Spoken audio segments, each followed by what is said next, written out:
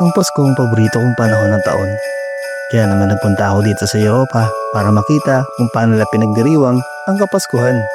Magsisimula ang ating adventure sa magical city ng Vienna, Austria. Kaya tara, samahan niyo ako. Let's go! Good morning guys! Welcome to Christmas in Vienna, Austria.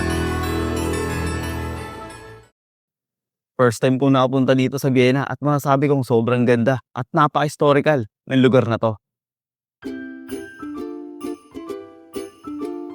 Ngayong araw nga ay papasyal tayo sa isa sa pinakakilalang landmark dito sa Vienna. Ito ang Rathausplatz, kung saan makikita natin ang malaking Christmas tree, yung local foods nila dito, mulled wine, handcraft o souvenir. Dito rin natin makikita ang malaking Christmas market o mas kilala sa tawag na Christkindlmarkt. Pupuntahan din natin ang historical place nila dito tulad ng Schönbrunn Palace, Belvedere Palace at St. Stephen's Cathedral. What's up guys? Andito tayo ngayon sa Vienna. Para sa hindi pa nakakaalam, ang Vienna ay ang capital city ng Austria. Isa ito sa pinakamalaking lungsod dito sa Austria. Isa rin ito sa popular na dinarayo ng mga turista lalo na tuwing sasapit ang Kapaskuhan.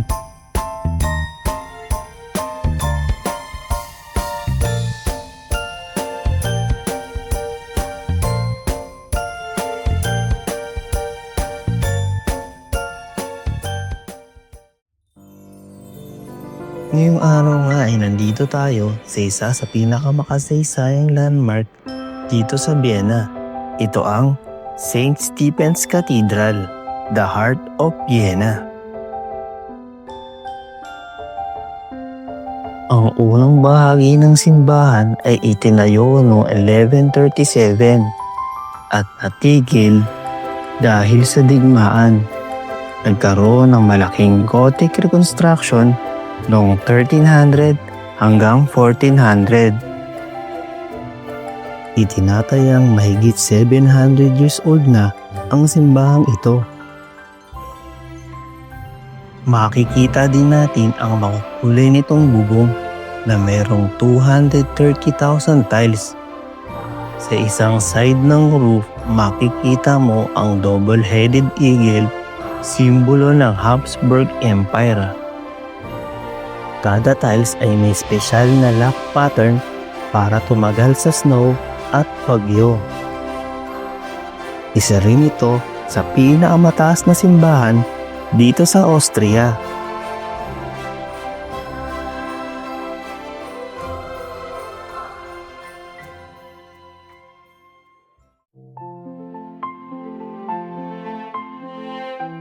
Ang St. Stephen Cathedral ay tunay ngang isang simbolo ng Kapaskuhan na nagbibigay liwanag at gabay dito sa Vienna. Ipinapakita nito ang matibay na pundasyon sa pananampalataya at walang hanggang pagmamahal sa likhang sining, kasaysayan at kultura na masasabi natin isa itong tunay na obra maestra.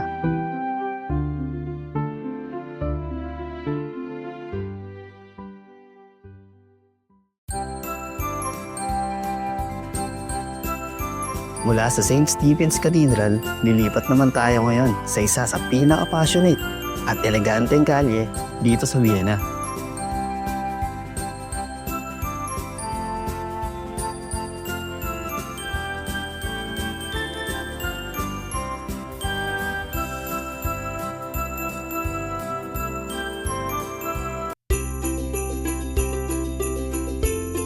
Ang Graben Street, isang kilalang historic at famous shopping street na matatagpuan dito sa sentro ng lungsod ng Vienna. Itong malawak na kalye na punong-puno ng iba't ibang klaseng shop, boutique at mga cafe. Isa rin ito sa dinarayo ng mga turista.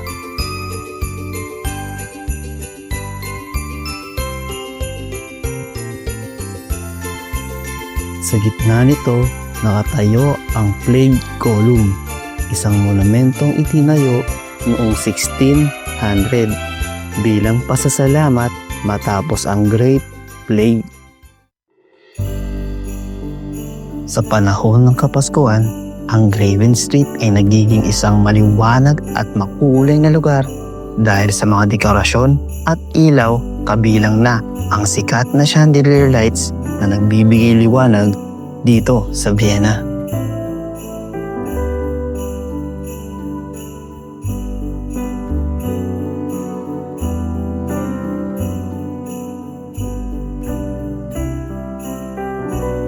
Mula sa mataong kali ng Graven, magbubukas naman ang tanawin ng isang malawak at kinintuang palasyo na tila hinango mula sa isang fairy tale, ang Schönbrunn Palace.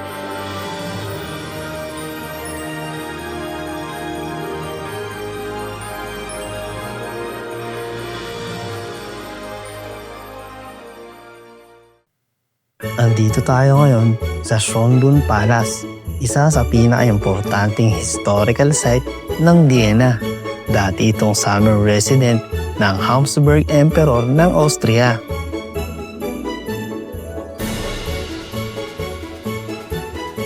Sa panahon ng Kapaskuhan, naging mas espesyal ang lugar dahil sa Schönbrunn Christmas Market na nasa harap mismo ng palasyo.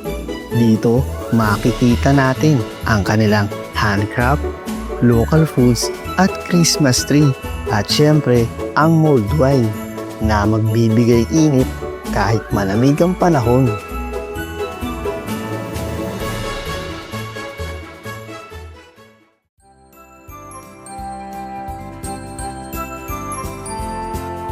Ngayon naman susubukan natin ang isa sa pinaka-traditional na Christmas drink dito sa Vienna. Ito yung mulled wine o Glühwein.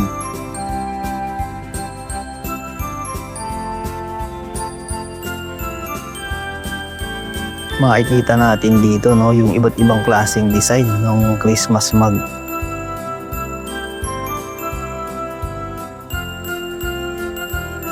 Kung gagamit ka ng Christmas mug nila dito, ay magdi-deposit ka muna. Pero kung ayaw mo naman o di mo trip yung mug, pwede mong ibalik yung mug at kunin mo yung dineposit mo. At kung trip mo naman yung mug, pwede mo na siyang iuwi at gawing souvenir.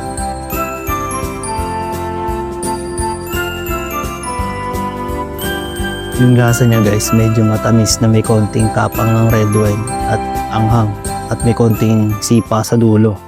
Ang sarap, saktong-sakto pampainit dahil sobrang lamig dito. So yun guys, ikot pa tayo, tapos tingnan natin kung ano pa yung pwede natin makita at pwede natin mabili. So tara!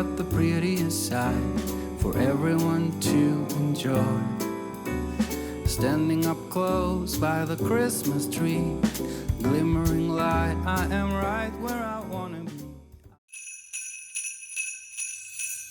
So yun guys, saya talaga dito sa Schönbrunn Palace. Sana kayo din. Pero hindi pa tapos yung adventure natin dito. Next stop natin, Belvedere Palace.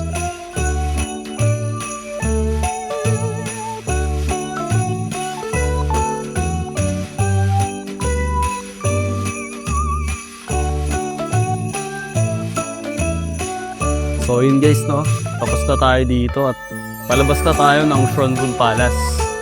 Next stop natin, Belvedere Palace. Pero bago yan guys, sasakay muna tayo ng tram. Tatawid tayo sa kabila, tapos may underpass doon tayo sasakay papuntang Belvedere. So tara!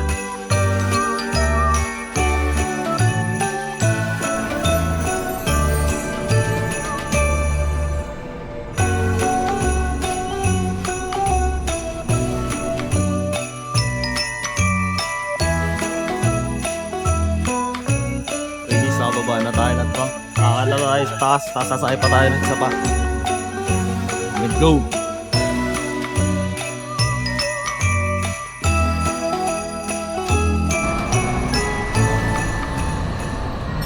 Andito na tayo ngayon sa Belvedere Palace, isa sa pinakamaganda at pinaka-eleganteng palasyo dito sa Vienna.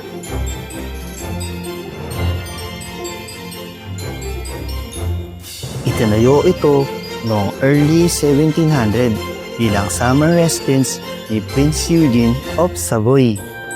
At hanggang ngayon, isa pa rin ito sa pinakamagandang Baroque Palace sa buong Europa.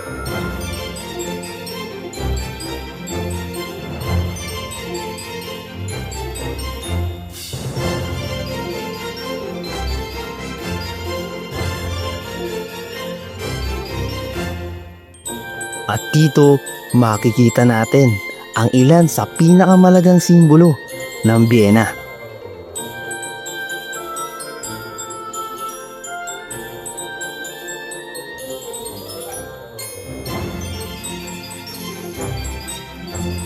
At sa loob mismo ng Belvedere Palace, matatagpuan natin ang mga makasaysayang larawan at painting ng mga personalidad na humubog sa Europa. Tulad ni Napoleon Bonaparte, ang pinakamakapangyarihang pinuno ng France. At syempre, si Prince Eugene of Savoy, ang general at ang may-ari ng palasyong ito. At si Empress Maria Teresa, ang isa sa pinaka-maimpluwensyang babae sa kasaysayan ng Austria. At marami pang ibang likhang sining, kasaysayan at kwento ng nakaraan dito sa Belvedere Palace.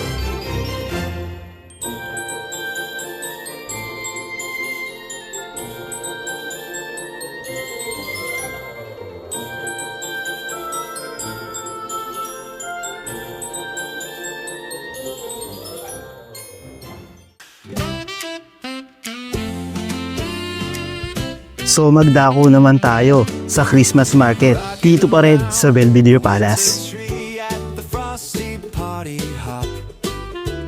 Candles glow and where you can see every heart begin. Ngayong Christmas season, mas nagiging espesyal ang lugar dahil sa Belvedere Christmas Village. Dito, makikita natin yung mga traditional craft, handmade ornaments, at syempre, yung mga local food stall na may hot drinks tulad ng mulled wine. Feeling when you hear voices singing, time for cheering. Trim the lights and spread good healing. Rocking around the winter tree, have a lovely holiday. Everyone's dreaming cheerfully. So ayun guys, no? Ang dami ko nang nabiling pasalubong dito. At tapos na rin tayo mag-ikot-ikot dito sa Belvedere Palace. Pero grabe talaga, no? Ang ganda ng lugar. Para tayong bumalik sa nakaraan. Pero hindi pa nagtatapos ang adventure natin. May isa pa tayong huling pupuntahan. At ito ang pinakamalaki at pinakasikat na Christmas market dito sa Vienna. Ito ang Rathausplatz.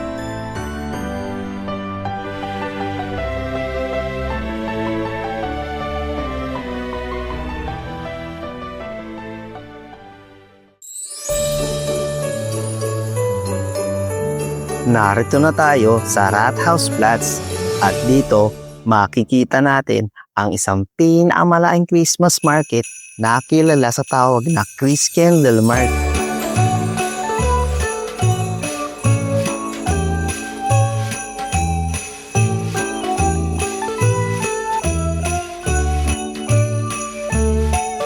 Pagpasok pa lang natin ay sasalubungin na tayo ng isang classic na carousel.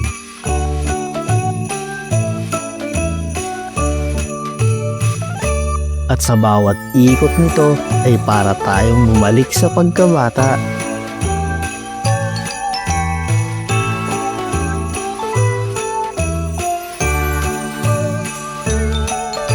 At dito sa gitna naman ng plaza, makikita natin ang Vienna City Hall na nagliliwanag dahil sa makukulay na Christmas light na para bang mala fairy tale castle ang dating.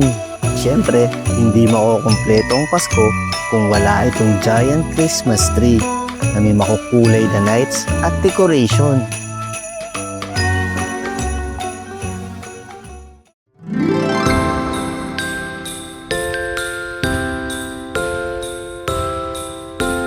At sa baba mismo ng Christmas tree ay makikita natin ang isang Belen. Ang Belen ay eksena ng pagsilang ng Panginoong Hesus sa Bethlehem.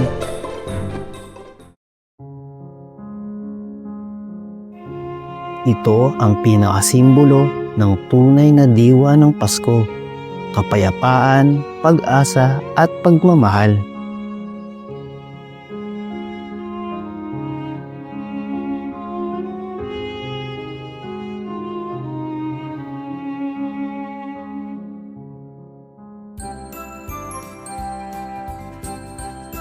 Magdako naman tayo sa local foods nila. Isa sa pinakamasayang parte ng Christmas market dito sa Vienna ay itong food stalls.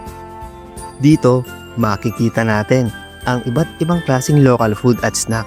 Sa bawat booth ay may kanya-kanyang specialty. Mula sa classic Austrian snack hanggang sa sweet treats na sobrang colorful.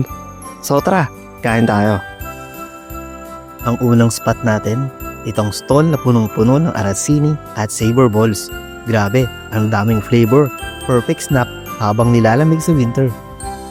Siyempre, hindi mawawala ang marzipan, isa sa pinaka-traditional Christmas sweet dito sa Austria. Handmade lahat ito. Sobrang artistic at sa bawat piraso ay may kanya-kanyang flavor. Kung mahilig kayo sa sweet, heaven to!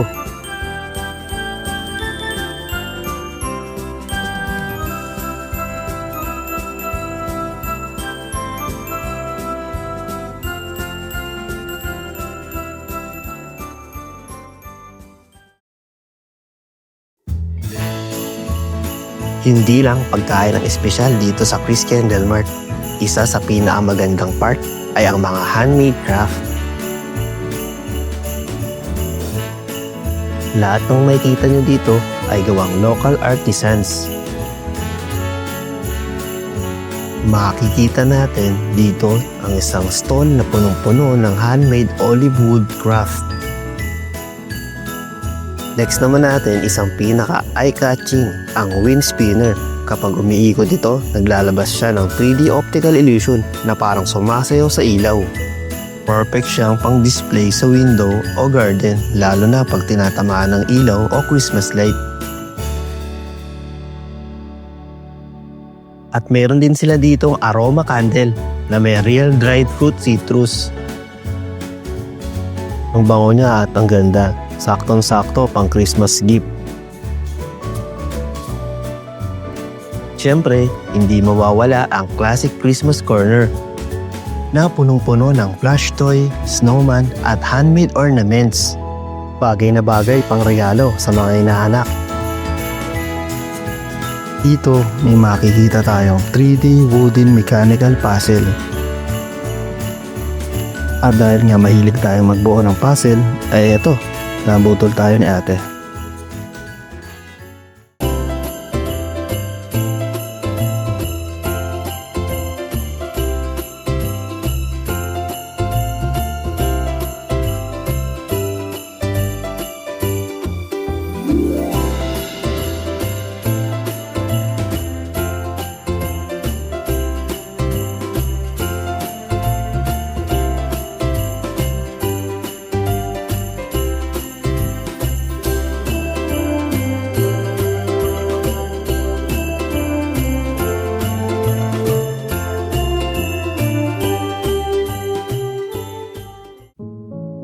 Sa bawat kalye ng Vienna, ang alon ng kasaysayan ay sumasalamin sa ilaw ng Kapaskuhan na nagsasabi ng kwento ng pag-ibig, kapayapaan at pag-asa.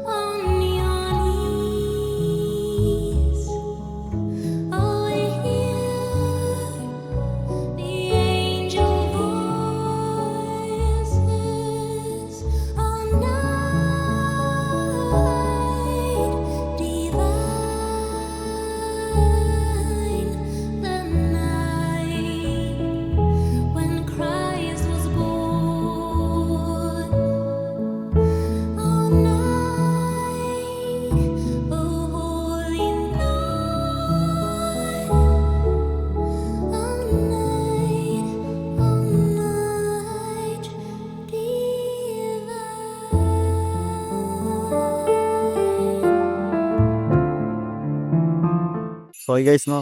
Maraming salamat nga pala sa pagsama sa akin dito sa Vienna. At shout nga pala sa lahat ng OFW dito sa Europa at maging sa buong mundo. Mabuhay po tayong lahat. Wala dito sa Vienna, Austria. Ako si Teng. Tara, sama kayo sa biyahe ko.